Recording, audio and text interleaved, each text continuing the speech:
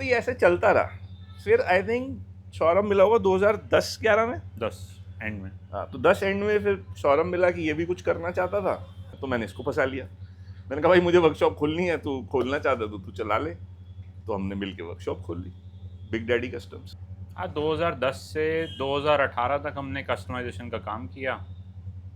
8 साल हमने काफ़ी गाड़ियाँ तोड़ी फोड़ी और नई मॉडिफिकेशंस करी, खत्म हो गई। नहीं, इसमें थोड़े बहुत ट्विस्ट भी थे बीच में। जैसे मैंने कहा ना कि मैं तो किसी भी ऑटोमोटिव कस्टमाइजेशन को नो नहीं कर पाता।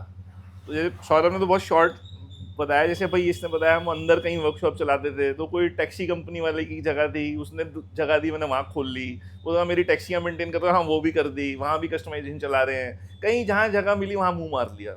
एक कोई आ गया कि मेरे लिए बाइक का ट्रेलर बना दो, हमने वो भी बना दिए। कोई कहता है लिमोजीन बना दो, लिमोजीन बना दी। कोई कहता है इनोवा में लाउंज बना दो, वो भी। पता, कोई भी टेढ़ा मेढ़ा एड़ा भेड़ा कोई भी काम हो हम करते रहते थे। सिग्नेचर स्टाइलिंग भी करते थे, पूरा फुल बॉडी वर्क भी करते थे, और नॉर्मल पेंट की कार्स, ब्रेड एंड बटर हमारा चलाने के लिए वो भी करते थे। तो इंटरेस्टिंग था।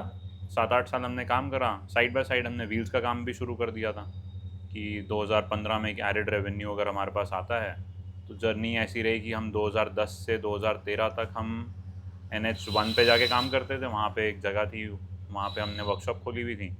फिर हमें 2013 में रियलाइज़ हुआ कि यार वो बहुत सिटी से आउट है, कस्टमर नहीं आते हैं। फिर हम MG रोड पे आ गए, एक वर्कशॉप जगह ढूंढी जहाँ पे ऑटो साइक अभी है उसी के पास। और फिर हमने कहा यार अभी तो सिर्फ वर्कशॉप है, एक शोरूम भी खोलते हैं। फिर हम मेन MG रोड पे आ गए जहाँ पे अभी साउथ दिल्ली टायर और ये सब हैं। वहाँ पे हमने एक शोरूम भी खोल दिया और वर्कशॉप भी चल रही थी। फिर दोनों थोड़ा दूर दूर थे तो हमने कहा अब दोनों एक साथ कर लेते हैं, तो वर्कशॉप भी वहीं करी और शोरूम भी वहीं करा, एक साथ काम करा। पर इवेंचुअली 2018 में थोड़ी रिस्ट्रिक्शंस गवर्नमेंट की तरफ से, लोगों का मतलब एक्सपेंडिचर इतना लिमिटेड होता था कि 2 लाख रुपए में मारुति 800 पे लैम्बोर्गिनी बना दो, जो कि कभी पॉसिबल नहीं होता। तो फिर हमने लगा कि हम अपना टाइम किल कर रहे हैं इसमें, जर्नी में मतलब ऐसा लगा नहीं कि फ्यूचर है। तो फिर हमने बॉडी वर्क वाला काम क्लोज कर दिया और हमने सिर्फ बिग डैडी व्हील्स रखा। और 2018 में मैंने ही सौरभ को कहा कि यार अब पहली बार मुझे लग रहा है कि भाई हो गया मेरी जर्नी। या जैसे वो क्रिकेटर बोलता है ना कि no more cricket left in me, मैं हर एक बार हमेशा ही बोलता हूँ there was no more customization left in me. 2018 में हमने एक बोलेरो बनाई थी, जिसको कस्टमर चाहता था कि जी वैगन का कंसेप्ट कोई वो पिक्चर लेकर आया था, ऐसी बना दो। तो वो हमने बनाई। एंड उसको बनाते बनाते आई रियलाइज इट वाज लाइक मई और जून, मैंने रियलाइज किया यार बस मुझे और इसके बाद अब मेरा कोई मन नहीं कर रहा काम करने का। तो 6 महीने हमने पहले अनाउंस कर दिया कि भाई बिग डैडी कस्टम हम बंद कर रहे हैं। किसी का कोई काम पेंडिंग है कुछ है तो जो करा ले। अब 2018 31 December is our last day of big daddy custom.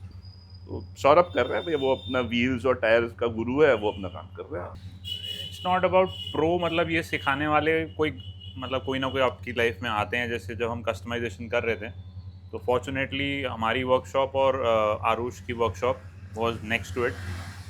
तो आरुष अपनी कार्स में जो भी आती थी कस्टमाइजेशन के लिए वहाँ पे व्हील्स इंस्टॉल करता था। तो मैं भी देखता रहता था कि भाई क्या हो रहा है, कैसे हो रहा है। And he was kind enough to guide me कि भाई कैसे व्हील्स के ऑफसेट होते हैं, क्या होता आई वुड ऑल्सो से कि आरुष का बहुत बड़ा हाथ है सौरभ को, वो बेसिक उसकी बुनियादी नॉलेज देने में। मतलब आरुष के साथ क्योंकि टाइम इसने स्पेंड किया, आरुष की वर्कशॉप हमारे साथ थी, वो आके बैठता था, इंटरेक्शन होती। तो अननोइंगली उस इस सौरभ ने उससे बहुत सारा ज्ञान लिया कि व्हील और पीसीडी। और Saurabh having a technical mind could grasp all those things. और इसको भी नहीं पता था कि भाई ये कितनी उस डिटेल में चला गया। भाई आरुष तो मल्टी परफॉर्मेंस सब चीज़ों के बारे में ज्ञान रहता था, पर सौरभ का interest automatically wheels and tyres में चला गया। That became his favourite product I would say. तो जब हम बिग डैडी कस्टम में भी किसी गाड़ी का टायर व्हील वो करते थे तो सौरभ उसका मास्टर बन गया करते करते करते। बिकॉज वहाँ पे टेक्निकल इन्वॉल्वमेंट बहुत ज़्यादा है, नंबर्स और डेटा और साइज कैलकुलेशन, और वो उसकी स्ट्रेंथ है। हाँ, बट आई वुड मतलब से कि Aarush has played a very big role हाँ, इन माई जर्नी।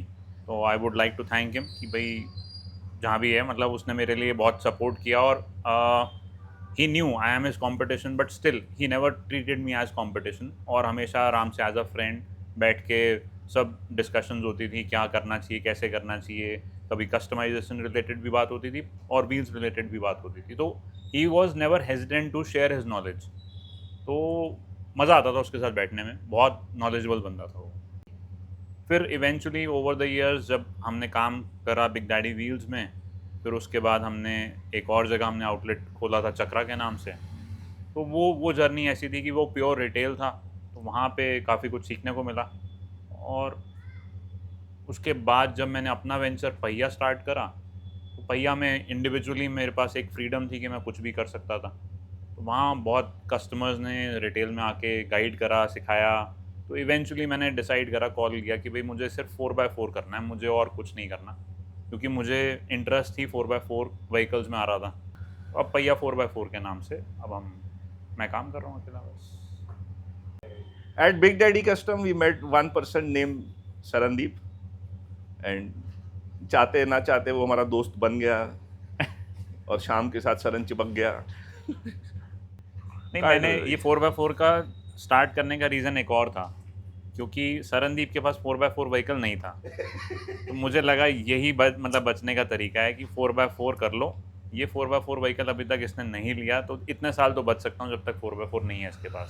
तो that was one of the reason. पर क्या आप बच पाए? ये ऐसा इसको लग रहा था, पर ये बहुत बड़े पूरे फंसे। तो क्या आप बच पाए? अब मैं बताता हूँ इन्हें कौन सा 4x4 होता है। रोज 4 चाय और 4 समोसे।